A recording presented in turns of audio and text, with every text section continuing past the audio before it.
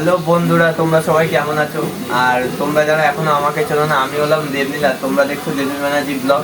তো তোমাদের কাছে একটা ছোট্ট একটা ব্লগ নিয়ে এসেছি, কেননা আমার একজন এমন একটা উপহার দিয়েছে যে উপহারটা পেয়ে আমি খুব খুশি হয়েছি। সেটা হলো অনির্বাণদার তরফ থেকে আমি মোবাইলটা গিফট পেয়েছি।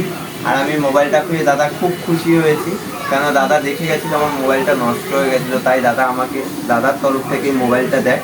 আর দেখতে পাচ্ছ তোমরা, আমি এটা আমার ওয়ালপেপারে লাগিয়েছি দাদার ফটোটা। আর তোমরা বলো মোবাইলটা কেমন হয়েছে। তো তোমাদেরকে একটুখানি মোবাইলের পেছনটাও দেখি। তো কালারটা খুব সুন্দর হয়েছে, দাদার চয়েস করে দিয়েছে আমাকে, তো দেখতেই পাচ্ছ।